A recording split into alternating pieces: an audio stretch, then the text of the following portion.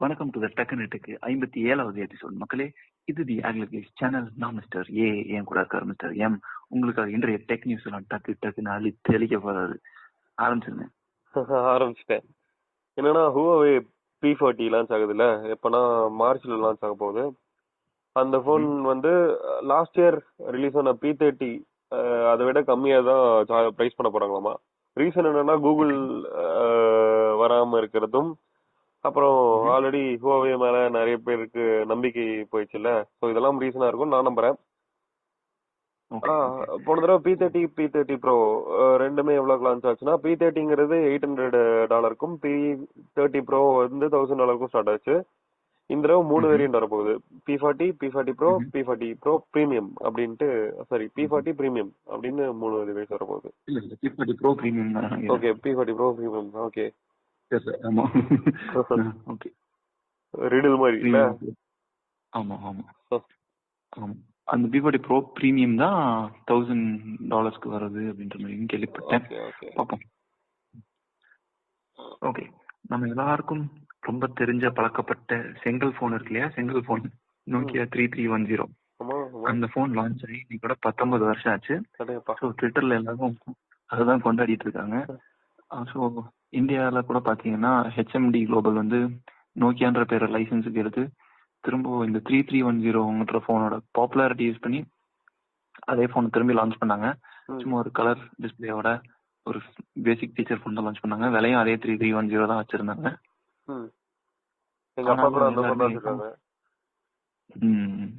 எல்லாருமே இன்னும் பாப்பா இது பழைய மாதிரி செங்கல் மாதிரி எல்லாம் இல்ல, இது கொஞ்சம் ஒல்லியா இருக்கு அப்படின்ற மாதிரி கூட ஃபீல் பண்ணாங்க. அதான். ஓகே. சாம்சங் ஓட என்ன Z Flip, அதான் ரெண்டா ஃபிளிப் பண்ணிக்கிற போன் ஒன்று இருக்குல்ல, அதுவும் அப்புறம் S20 Ultra, அப்புறம் Galaxy Buds, இதோட பிரைஸ் எல்லாம் லீக் ஆயிருக்கு. Z Flip வந்து இந்த தடவை கம்மியா தான் பிரைஸ் பண்ணிருக்காங்க, 1400. போன தடவை வந்து எவ்வளவு 1800 என்னமோ இது பண்ணாங்கன்னு நினைக்கிறேன் ஃபோல்டுக்கு. இந்த தடவை 1400 தான் ஸ்டார்ட் பண்றாங்க. ஏன்னா இது குட்டி ஃபார்ம் ஃபேக்டர், அதை விட இதுல காம்ப்ளிகேஷன்ஸ் எல்லாம் கம்மி. அதனால இந்த ஃபோல்டிங் போன் வந்து 1400 தான் ஸ்டார்ட் பண்றாங்க. அப்புறம் சாம்சங் S20 Ultra, அது வந்து $1300. அதாவது நம்ம ஒரு காசு கன்வெர்ட் பண்ணா எவ்வளவு வரும்? கிட்டத்தட்ட 90,000 வரும். அந்த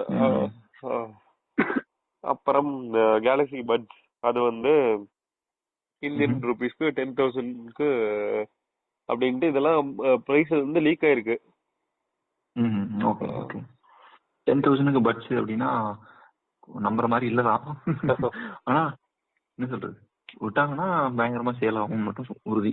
ஆமா ஆமா, பூரா பேர் அதான் மாற்றி சுத்துவாங்க. ஓகே, அடுத்த நியூஸ் பாத்தீங்கன்னா ரியல்மி இருக்காங்க இல்லையா? ரியல்மி ஷார்ட் டைம்ல வந்து ஒரே வருஷத்துல கலக்கிட்டு இருக்காங்க. அவங்க வந்து வேர்ல்டு வைடா பாத்தீங்கன்னா 10.2 மில்லியன் டிவைசஸ் சி சீரீஸ்ல மட்டுமே வச்சிருக்காங்க. ஸோ C1 C2 இதெல்லாம் பார்த்துருப்பீங்க. அந்த சி சீரீஸ்ல மட்டுமே 10.2 மில்லியன் டிவைசஸ், அதாவது 1 கோடி டிவைசஸ் மேல வச்சிருக்காங்க. 1,20,00,000 டிவைஸ் வச்சிருக்காங்க வேர்ல்டு வைட்ல.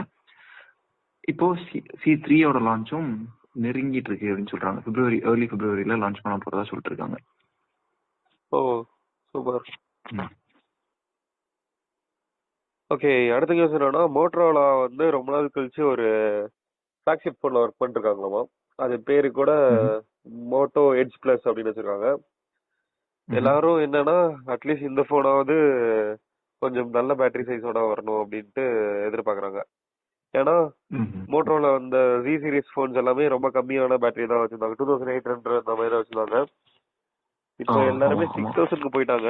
இவங்க இன்னுமே 2800 தான் சிரிச்சுவாங்க எல்லாரும். ஸோ இந்த தடவை பார்த்து பண்ணாங்கன்னா மோட்டரோலோட பட்ஜெட் போன்ஸ்லயே பாத்தீங்கன்னா நல்ல பேட்டரி எல்லாம் இருக்கு. 5000 அந்த ரேஞ்சில தான் பேட்டரி எல்லாம் வச்சு கொடுத்தாங்க. ஆமா, ஓகே.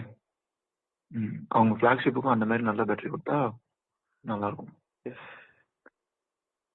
ஓகே, மைக்ரோசாஃப்ட் வந்து அவங்களோட எட்ஜ் ப்ரௌசரை வந்து குரோமியம் பேஸ்டா மாத்தினாங்க இல்லையா? குரோமியம்ங்கிறதா வந்து பாத்தீங்கன்னா ஒரு web browsing engine. Okay, so இது வந்து ஓப்பன் சோர்ஸ் தான். ஆண்ட்ராய்டு மாதிரி, ஆண்ட்ராய்டு எப்படி ஓப்பன் சோர்ஸோ அது மாதிரி குரோமியம் ப்ராஜெக்ட்ங்கிறதும் ஓப்பன் சோர்ஸ் தான். ஆனா அதையும் என்ன சொல்றது, இப்போ வந்து கூகுள் தான் குத்தகைக்கு எடுத்த மாதிரி அவங்க தான் அதுல பெரிய பெரிய டெவலப்மெண்ட்ஸ் எல்லாம் பண்ணிட்டு இருக்காங்க. ஆனா இப்போ மைக்ரோசாஃப்ட் டீமும் வந்து அந்த கூகுள் இன்ஜினியர்ஸ் கூடவும் க்ளோஸா ஒர்க் பண்ணி குரோமியமுக்கு நிறைய இம்ப்ரூவ்மெண்ட்ஸ் எல்லாம் பண்ணியிருக்காங்க. ஐ மீன் சாரி, அவங்க எட்ஜ் ப்ரௌசர் ஃபர்ஸ்ட் லான்ச் பண்ணியிருந்தாங்க. லான்ச் பண்ணி இப்போ என்ன சொல்றது, இப்போ ஃபைனல் நல்ல ஸ்டேபிள் வெர்ஷன் அப்படின்லாம் விட்டு வெறும் 2 வாரத்துல குரோமியம் ப்ராஜெக்ட்டுக்கே நாங்க நிறைய இம்ப்ரூவ்மெண்ட்ஸ் கொண்டு வரோம் அப்படின்னு சொல்லிட்டு எட்ஜ் ப்ரௌசர்ல இருக்கிற ஃபீச்சர்ஸ் எல்லாம் குரோமியம் ப்ராஜெக்ட்டுக்கும் தாராவத்து கொடுத்துருக்காங்க. எங்களுக்கு குரோமியம் ப்ராஜெக்ட் யூஸ் பண்ண கூட்டதுனால இந்த எட்ஜ் ப்ரௌசர்ல இருந்து வர ஃபீச்சர்ஸ் வந்து குரோமியம்கே டிஃபால்ட்டா இருக்கிற மாதிரியும் நாங்க கொடுக்குறோம் அப்படின்னு சொல்லிட்டு. என்னன்னு பாத்தீங்கன்னா ஒரே நேரத்துல மல்டிபிள் டேப்ஸ வேற என்ன சொல்றது குரோம் விண்டோக்கு ஆர் ப்ரௌசர் விண்டோக்கு மூவ் பண்றது, அப்புறம் டேப்ஸ் மேனேஜ்மெண்ட், அதோட மெமரி மேனேஜ்மெண்ட் இது எல்லாமே வந்து இம்ப்ரூவ் பண்ணியிருக்காங்களாமா எட்ஜ் ப்ரௌசர் வந்து மைக்ரோசாஃப்ட் டீம்ல இருந்து. சூப்பர். ஓகே, அடுத்த நியூஸ் என்னன்னா, ஷாமி வந்து அவங்க இந்தியாவில் ஸ்டார்ட் பண்ணதுல இருந்து இப்போ வரைக்கும் 50,000 எம்ப்ளாய்மெண்ட்டை ஜென்ரேட் பண்ணிருக்காங்களாமா. அதாவது டைரக்டா இல்லைனாலும் இப்போ அவங்க பார்ட்னர்ஸ் அந்த மாதிரி எல்லாம் கணக்குப்படி மோர் தென் 50,000 எம்ப்ளாய்மெண்ட்ஸ் ஜென்ரேட் பண்ணிருக்காங்களாமா. அதுல அவங்களோட அது என்ன சென்டர் மிஸ் மேனுஃபேக்சரிங், அந்த ப்ரொடக்ஷன் மேனுஃபேக்சரிங் அந்த யூனிட்ஸ்ல மட்டும் 95% வந்து விமன் தான் ஒர்க் பண்றாங்களாமா. அது எங்க இருக்குன்னா இங்க சென்னை பார்டர்ல ஆந்திரா ஸ்டேட்ல இருக்கு. பட் ஆனா சென்னைக்கும் ஆந்திராக்கும் கிட்டத்தட்ட சேம் ரீச்சபிள் மாதிரி தான்.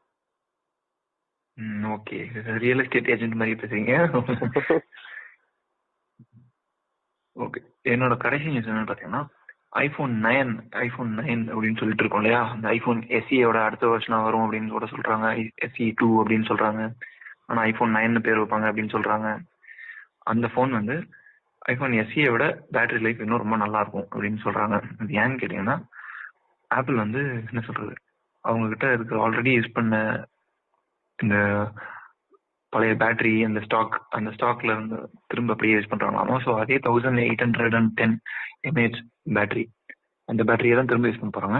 ஆனா இன்டர்னல்ஸ் பாத்தீங்கன்னா எஸ்இல வந்து A11 இருந்துச்சு, ஆனா ஐபோன் 9ல வந்து A13 யூஸ் பண்ண போறாங்க. ஸோ 2 ஜென்ரேஷன் அட்வான்ஸ்டு சிப் செட்னாவே ஆப்பிள்ல பாத்தீங்கன்னா பவர் சேவிங்கும் எப்போதுமே நல்லா இருக்கும். ஒரு ஜென்ரேஷன்ல இருந்து அடுத்த ஜென்ரேஷன் சிப் செட் போகும்போது பவர் சேவிங்கும் நல்லாவே பவர் சேவிங் கொடுப்பாங்க. ஸோ 2 ஜென்ரேஷன் இம்ப்ரூவ்மெண்ட்ன்றதுனால இன்னுமே பவர் எஃபிஷியன்ட்டா நல்லா பவர் எஃபிஷியன்ட்டா இருக்க போகுது. ஸோ அதே பேட்டரி சைஸ் இன்னும் நல்லா பவர் எஃபிஷியன்ட்னா கண்டிப்பா பேட்டரி லைஃபும் வந்து இன்னும் நல்லா இருக்கும். இதுல இந்த ஐபோன் 9க்கு ரொம்ப முக்கியமான ஒரு விஷயம் என்னன்னா, இது வந்து ஆப்பிளோட ஒரு மிகப்பெரிய ஒரு பிசினஸ் மூவா பாக்குறாங்க இண்டஸ்ட்ரி எக்ஸ்பர்ட்ஸ். எதனாலன்னு கேட்டீங்கன்னா இது வந்து ரொம்ப ரொம்ப கம்மியா விலை வைக்க போறாங்க அப்படின்னு சொல்றாங்க. வெறும் $400 ஐபோன் வந்ததுன்றது வந்து ரொம்ப ரொம்ப முன்னாடி காலத்துல அந்த எஸ்சி அந்த காலத்துல தான் வந்துருந்துச்சு. ஸோ இவங்க $400 இந்த மாதிரி எதிர்பார்த்த மாதிரி லான்ச் பண்ணாங்கன்னா என்ன இருக்கும் அப்படின்னு பாத்தீங்கன்னா, ஆப்பிள் வந்து அவங்களோட ஹார்ட்வேர் இன்கம்மை விட இப்போ அவங்களோட பெரிஃபரல் இன்கம் தான் ரொம்ப பார்த்துட்டு இருக்காங்க. அதாவது ஆப் ஸ்டோர்ல இருந்து வர்றது, அப்புறம் ஆப்பிள் மியூசிக்ல இருந்து வர்றது, இந்த மாதிரி அப்புறம் இந்த மாதிரி மற்ற பிசினஸ் இதுல இருந்து வர்ற இன்கம் தான் அவங்களுக்கு. ஆமா, அதுல இருந்து வரதான் பெரிய இன்கமா இருக்கு. ஸோ இப்படி இந்த விலை மட்டும் வித்தாங்கன்னா ஊர்ல இருக்கிற பாதி பேர் ஐபோன் வாங்கிட்டு தான் சுத்துவாங்க. ஐ மீன் $400 எவ்வளவு வருது, 25,000 அந்த ரேஞ்சில் வருது. அஃப்கோர்ஸ் இந்தியாவுக்கு வந்து 30,000 கூட வச்சுக்கோங்க, 30,000 இல்ல 32 33 கூட வச்சுக்கோங்க. அப்படியே இருந்தா கூட பாதி பேருக்கு மேல கண்டிப்பா வாங்கிடுவாங்க. எல்லாருமே அட்லீஸ்ட் இஎம்ஐ போட்டாச்சும் வாங்கிடுவாங்க. எல்லாரையுமே வந்து ஐபோனோட அந்த எக்கோசிஸ்டம்குள்ள இழுத்த மாதிரி இருக்கும். ஸோ அந்த எக்கோசிஸ்டம்குள்ள போயிட்டாங்கன்னா அதுக்கப்புறம் அதுலயே பெட்டர் டிவைசஸும் வாங்குவாங்க. ஒண்ணு, ரெண்டாவது அந்த எக்கோசிஸ்டம்ல அவங்களுக்கு இன்னும் இன்கம் எக்கச்சக்கமா ஜென்ரேட் ஆகும். இந்த ரெண்டு விஷயத்தினாலயுமே வந்து ஒரு பெரிய பெரிய பிசினஸ் மூவா பாக்குறாங்க. அந்த வேலை மட்டும் உண்மையா வெயிட் பண்ணி தான் பாக்கணும். ஓகே, அப்படியே இருந்தா இந்தியால கண்டிப்பா அவங்களோட பெர்சன்டேஜ் செமையா இன்க்ரீஸ் ஆகும். ஆமா, கண்டிப்பா கண்டிப்பா ஒரு மாஸ்டர் ஸ்ட்ரோக். ஆமா கண்டிப்பா. ஓகே, கடைசி நியூஸ் என்னன்னா, ஷாமி வந்து வெஸ்டர்ன் யூரோப்ல வந்து நம்பர் 4 ஸ்மார்ட் போன் பிராண்ட் ஆயிருக்காங்க 2019ல. சொல்லப்போனா அவங்க ம்ஹ்ம். இப்பதான் ரீசெண்டா தான் யூரோப்பே என்ட்ரானாங்க, அதுக்குள்ள நம்பர் 4 ம். வந்துட்டாங்க. ம்ஹ்ம். ம். ஓகே. ஃபர்ஸ்ட்டு யாரு? ஆப்பிள், சாம்சங், ஹுவாவேக்கு அடுத்தபடியா இருப்பாங்கன்னு நினைக்கிறேன். ஆமா. அவங்க தான் ஆப்வியஸ்லி. Okay mister Ram. இன்றைய டெக்னிக்ஸ்லாம் இனிதே முடிந்தது. நாளை மீண்டும் சந்திப்போம். Bye good night. ஓகே மக்களே, சீக்கிரம் பார்ப்போம். டாடா பாய்.